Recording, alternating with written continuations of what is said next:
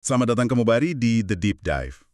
Pernah nggak sih Anda ngerasa udah ngejelasin sesuatu sejelas mungkin? Entah itu ide proyek di depan bos, atau mungkin keunggulan produk ke klien, bahkan cuma rekomendasi film ke temen. Tapi pesannya itu kayak lewat gitu aja. Nggak nyangkut di kepala mereka. Nah, itu dia. Itu tantangan yang kita semua hadapi ya, di dunia yang penuh informasi ini. Otak kita itu punya filter yang agresif banget. Ada satu prinsip psikologi yang dibahas di sumber kita hari ini, bab 5 dari buku Sell the Way You Buy, namanya Processing Fluency. Kelancaran pemrosesan ya. Betul. Intinya gini, otak kita itu bisa dibilang agak pemalas. Dia lebih suka informasi yang gampang dicerna. Pesan yang rumit, yang bikin kita mikir keras, itu langsung, wah dilempar aja. Dan sederhana itu seringkali jauh lebih susah dicapai daripada rumit ya kan. Untungnya, buku ini nggak cuma ngomongin teori. Penulisnya, David Bremer, ngasih kita 5 kerangka kerja. Atau ya, teknik yang spesifik dan berbasis sains buat bikin pesan yang benar-benar menonjol.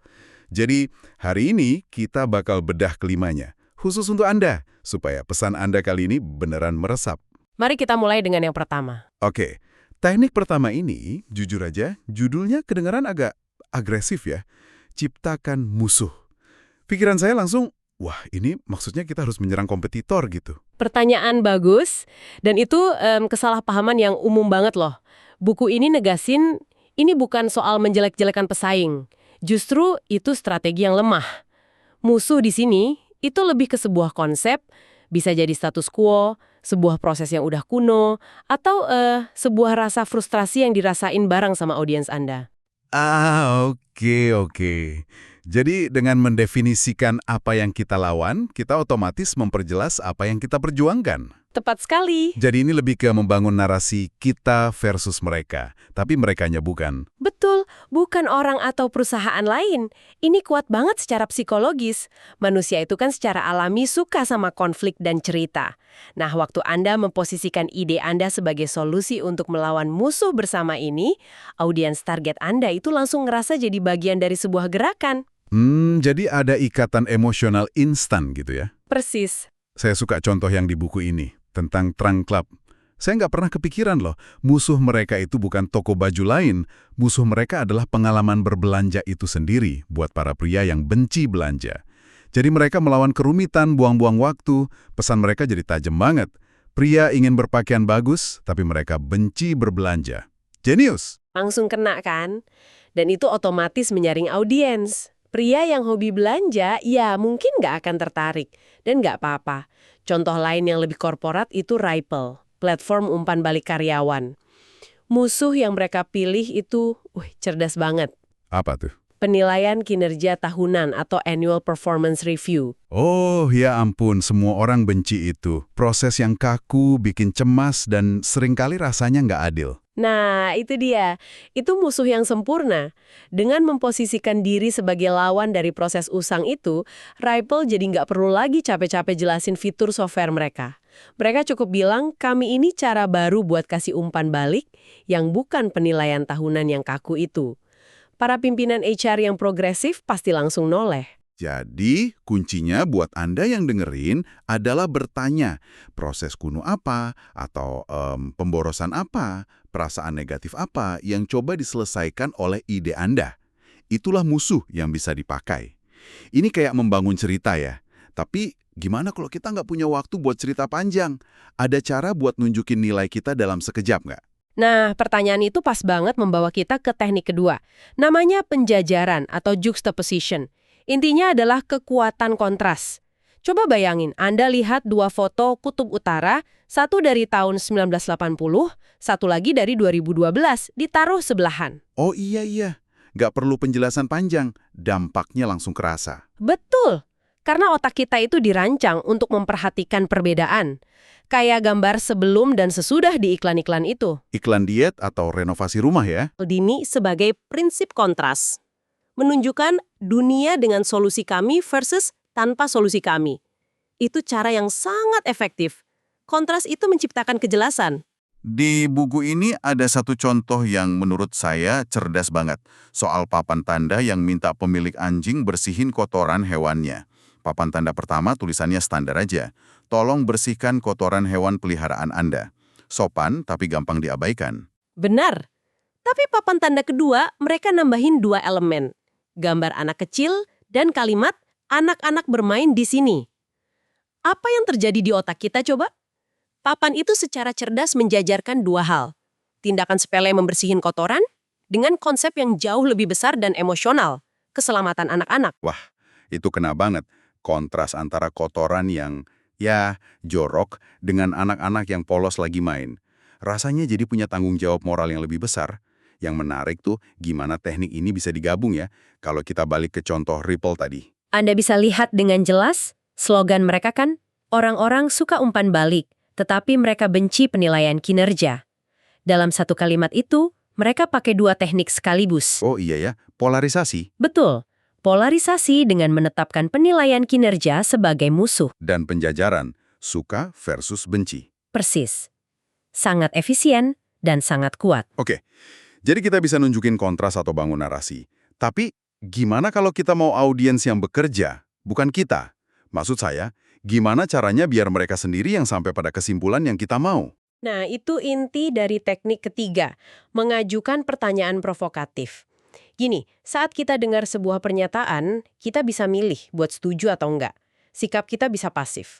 Tapi begitu kita dengar sebuah pertanyaan, otak kita itu otomatis langsung kerja, cari jawaban. Itu memaksa keterlibatan aktif. Oke, ini menarik. Ada bukti nyatanya nggak kalau ini beneran berhasil? Ada. Di buku ini diceritain studi kasus yang luar biasa dari sebuah restoran di Chicago. Mereka punya masalah besar sama orang yang reservasi tapi nggak datang, no shows. Angkanya sampai 30%. Wah, sepertiga meja kosong dong. Itu rugi besar. Terus apa yang mereka lakuin? Bukan denda.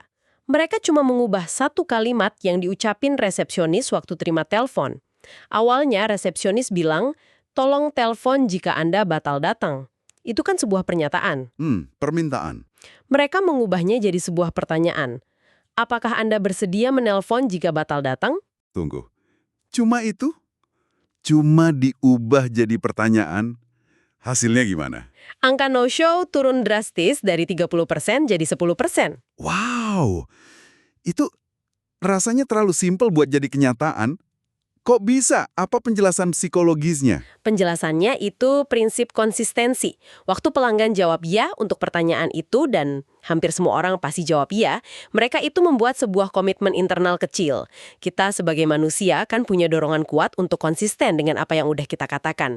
Dengan bilang ya, mereka secara nggak sadar jadi ngerasa terikat secara personal untuk nepatin janji itu. Jadi kerangka praktisnya, kita identifikasi dulu musuh kita, terus buat pertanyaan yang memunculkan masalah itu di benak audiens. Contohnya, software pelacak email. Daripada bilang, lacak email Anda, kita bisa tanya, tidakkah Anda ingin tahu apa yang terjadi setelah Anda menekan tombol kirim? Pertanyaan itu langsung mancing rasa penasaran ya. Tepat. Anda membiarkan mereka merasakan sendiri masalahnya, bukan Anda yang memberitahu. Oke, jadi kita udah punya musuh, kontras, sama pertanyaan. Tapi semua itu rasanya kayak taktik ya. Gimana dengan sesuatu yang lebih fundamental, yang terasa datang dari hati dan membangun kepercayaan? Nah, Anda menuju ke teknik keempat, keyakinan, atau menjual dengan mengapa. Ini terinspirasi dari idenya Simon Sinek yang terkenal itu. Orang nggak membeli apa yang Anda lakukan, mereka membeli mengapa Anda melakukannya. Apa yang Anda lakukan itu bicaranya ke otak rasional kita. Tapi mengapa Anda melakukannya? Itu bicaranya ke emosi. Betul, ke sistem limbik. Bagian otak yang ngurus emosi, kepercayaan, dan pengambilan keputusan. Bener juga. Kita kan sering ambil keputusan pakai perasaan. Baru nanti logikanya nyusul. Contoh paling klasiknya pasti Apple. Mereka nggak pernah jualan dengan bilang, kami membuat komputer dengan prosesor sekian gigahertz. Sama sekali nggak. Pernyataan keyakinan mereka itu kalau dirangkum bunyinya kayak, dalam segala hal yang kami lakukan, kami percaya dalam menantang status quo. Kami percaya dalam berpikir secara berbeda. Itu kan sebuah deklarasi identitas. Dan itu bikin orang yang merasa dirinya juga penantang jadi merasa terhubung. Persis, mereka mau jadi bagian dari suku Apple. Terus gimana cara kita ngerumusin mengapa kita sendiri? Karena itu rasanya abstrak. Buku ini ngasih alat yang praktis banget. Pernyataan keyakinan atau belief statement. Formulanya simple. Mulai kalimat Anda dengan kami percaya bahwa. Kuncinya, pernyataan itu harus fokus ke audiens dan nilai-nilai mereka, bukan tentang kehebatan kita. Tujuannya bikin audiens Anda senyum dan ngangguk setuju. Oke, Contoh lain di buku, sebuah perusahaan makanan organik. Daripada bilang, kami jual makanan organik berkualitas, pernyataan keyakinan mereka bisa jadi, kami percaya bahwa makan makanan organik yang sehat seharusnya tidak lebih mahal. wah itu langsung kena. Itu menyentuh keyakinan audiens soal kesehatan, tapi juga kekhawatiran mereka soal anggaran. Jadi kalau kita punya software produktivitas misalnya, daripada bilang kami jual software efisiensi, kita bisa coba. Kami percaya bahwa setiap orang berhak menyelesaikan pekerjaan penting mereka dan pulang tepat waktu untuk keluarga. Wow, rasanya beda sekali. Jauh lebih kuat. Jauh lebih kuat, karena Anda nggak lagi jualan fitur, Anda jualan sebuah visi yang mereka inginkan untuk diri mereka sendiri. Dan keyakinan kayak gitu kan inti dari sebuah cerita yang bagus ya. Ini kayaknya nyambung langsung ke teknik terakhir. Benar sekali. Teknik kelima adalah bercerita. Kita semua ini dari kecil udah terprogram buat merespons cerita. Dan ternyata ada penjelasan ilmiahnya. Ada seorang neuroekonom namanya Paul Zak, dia nemuin kalau cerita yang digerakkan karakter dengan alur yang membangun ketegangan itu bisa melepaskan oksitosin di otak. Oksitosin itu kan hormon kepercayaan atau hormon ikatan. Jadi, cerita yang bagus itu secara kimiawi bikin orang lebih percaya sama kita. Ini kayak cheat code persuasi dong ya? Bisa dibilang begitu. Ini mekanisme biologis untuk membangun empati. Kunci yang ditekankan buku ini adalah satu kata, ketegangan. Ketegangan mendorong perhatian. Tanpa ada konflik, tanpa masalah, nggak ada cerita yang menarik. Otak kita bakal bosen. Haha, dan buku ini membedah formula bercerita yang efektif banget. Yang sekarang saya sadar, itu kan formula infomersial pisau tengah malam itu. Apakah Anda lelah memotong tomat menjadi bubur? Saya selalu nganggap itu konyol, tapi sekarang saya paham. Kenapa itu efektif? Tepat. Mungkin kemasannya kelihatan murahan, tapi struktur psikologisnya itu kuat banget. Ada 4 langkah. Pertama, masalah. Tunjukin luka atau rasa sakit yang dialami audiens. Bikin mereka ngerasain lagi frustrasinya. Oke, tomat saya jadi bubur. Kedua, solusi ideal. Gambarkan solusi sempurna yang mungkin ada di luar sana. Misalnya, satu set pisau baja Jepang yang ditempa sama ahli pedang legendaris. Tentu, yang terbaik. Tapi lalu masuk langkah ketiga. Masalah dengan solusi ideal. Ini bagian tegangnya. Betul, pisau Jepang itu harganya jutaan, harus diasah khusus, perawatannya ribet. Nah, ketegangan tercipta antara keinginan dan kenyataan, dan disitulah langkah keempat, solusi kami hadir. Anda memposisikan produk Anda sebagai pahlawan yang datang menyelamatkan. Pisau kami memberikan ketajaman yang sama dengan harga yang jauh lebih terjangkau. Gitu kan? Masalah, impian, rintangan, penyelamat. Formulanya jelas banget. Dan itu bisa diterapkan ke apa saja, bukan cuma pisau. Software, jasa konsultasi, ide kebijakan, definisikan rasa sakitnya, gambarkan keadaan ideal, tunjukkan kenapa itu sulit dicapai, lalu posisikan solusi Anda sebagai jembatannya. Jadi kalau kita rangkum, kita punya 5 senjata komunikasi dari buku ini. Polarisasi untuk menciptakan narasi, penjajaran untuk menunjukkan kontras, pertanyaan provokatif untuk melibatkan audiens, pernyataan keyakinan untuk terhubung secara emosional, dan terakhir, bercerita. Benar. Dan yang penting diingat, ini bukan trik manipulatif, ini perangkat komunikasi yang berakar pada cara kerja otak manusia. Ini tentang menembus kebisingan dengan menyampaikan pesan Anda secara lebih empatik, lebih jelas, dan lebih berkesan.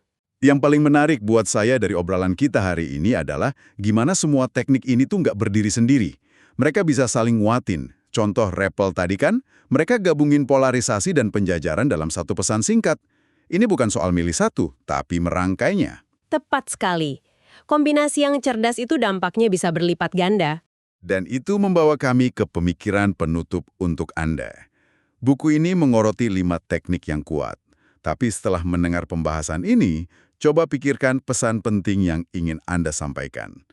Dari kelima teknik ini, polarisasi, penjajaran, pertanyaan provokatif, keyakinan, dan bercerita. Manakah 2 teknik yang jika Anda gabungkan akan menciptakan dampak paling instan dan paling kuat untuk audiens spesifik Anda? Renungkan kombinasi itu. karena di sanalah mungkin letak terobosan komunikasi Anda berikutnya.